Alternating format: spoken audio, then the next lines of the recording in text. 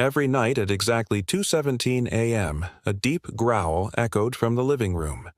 The sound was slow, heavy, and deliberate, almost thoughtful.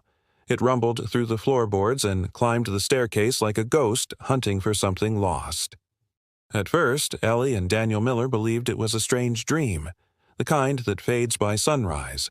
But when they crept down the stairs on the third night, clutching a flashlight and a baseball bat, their illusions shattered. A massive bear was sitting in their backyard, unmoving, its large black eyes locked on the upstairs window. Noah's window. It didn't move. It didn't pace. It didn't even blink. It just growled, long and low, and stared like it was waiting for something. Or someone. The Millers had moved to the mountains for peace. After the chaos of the last year, Daniel's job loss, Ellie's miscarriage, and their strained marriage, they wanted isolation, silence, and a fresh start. They bought a cozy two-bedroom cabin on the edge of a dense forest, miles from the nearest neighbor. The property was picturesque, snow-draped pines, a babbling creek, and a wraparound porch that creaked romantically in the wind. It was supposed to be healing. Noah, their bright-eyed 3-year-old, had adapted quickly. He adored the outdoors, named every pine tree in the yard, and called the deer puppy cows. They decorated his bedroom with glow-in-the-dark stars and forest animal decals. He was sleeping better, laughing more, until the growling began. The first night, Ellie woke up to a soft sound, like a muffled roar. She checked the baby monitor. Nothing. Daniel said it was probably a raccoon. She convinced herself it was a weird dream. The second night, the growl came again. This time louder. Noah stirred in his sleep and whimpered. Ellie checked the monitor again and heard it clearly, a deep, guttural rumble. She ran into Noah's room, but there was nothing outside the window except branches swaying under moonlight. On the third night, Daniel stayed awake. He sat in the living room with a flashlight and waited. When the growl came, it was no longer vague or distant. It was right there, outside the window. He peeked through the curtains and nearly dropped the flashlight.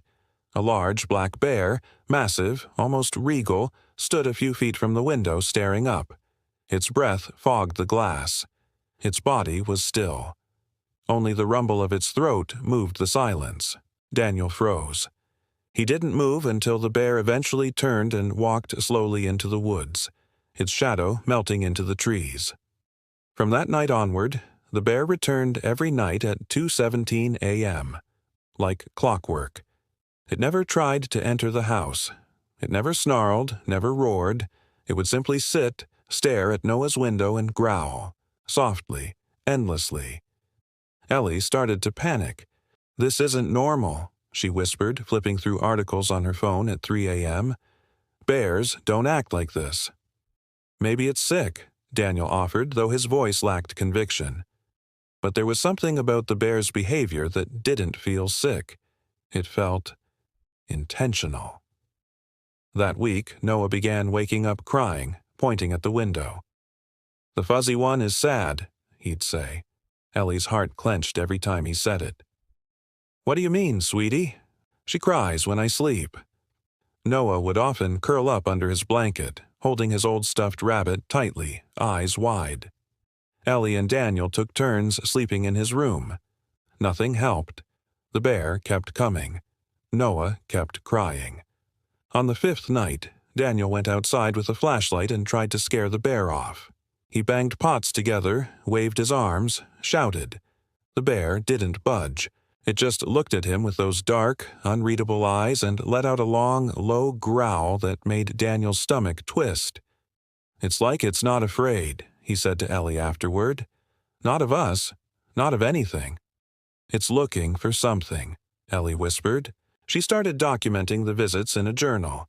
Time, weather, bear's position, Noah's behavior. It became a nightly routine. And as the nights stretched into a week, the bear's behavior remained chillingly consistent. Always the same time. Always the same place. Always the same silent growl. They contacted the local wildlife authority. 2 officers came to inspect the property. They set up cameras, checked the fences, laid down scent deterrents. The bear didn't come that night. But the next night it was back. Same time, same spot, same eyes fixed on Noah's window. The wildlife officers called it rare, but not unheard of. Sometimes they get attached to a scent or a space. Usually they move on. But this bear wasn't moving on. Ellie's paranoia deepened. She stopped sleeping through the night. She kept all the lights on. She started watching the window like it was a portal to something she didn't understand. Noah's health started to dip.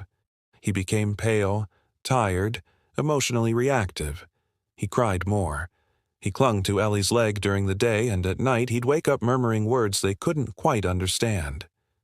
"She says she's cold," he whispered once. "Who says that?" Ellie asked, voice shaking. "The fuzzy one's baby." Daniel refused to entertain the idea that something supernatural was happening, but even he began to unravel. One night, while reviewing the footage from their exterior cameras, he saw the bear come to the window, rise onto its hind legs, and place one paw gently against the glass, as if knocking. That night, Daniel made a decision. "I'm setting up a night vision camera in Noah's room," he said. "If that bear is doing something, if this is more than just behavior, we'll know." Ellie didn't protest. She was too tired to argue, too afraid. The night was silent. Too silent. At 2:17 a.m., the monitor buzzed to life. Daniel sat up, heart pounding, eyes fixed on the tablet screen. The camera captured Noah asleep in his crib. Moonlight spilled across his blanket. For a few seconds, nothing happened. Then, the growl. Soft, deep, familiar. Daniel leaned forward. The bear appeared in the window, only the top half of its massive frame visible, its head tilted. It stared directly at Noah, who began shifting in his sleep. The bear stood, rising fully on two legs. It placed its paw against the glass, and then it tapped. 3 times. Tap, tap, tap. Noah stirred. His tiny hand rose in his sleep and reached toward the window, toward the bear. His fingers twitched, then settled. The bear didn't move. It just stood there, its breath fogging the glass, growling low and slow. Daniel hit pause, rewound, played it again. Tap, tap, tap. Noah, eyes closed, reaching out like he knew the bear was there, as if they were connected, as if they were remembering something together.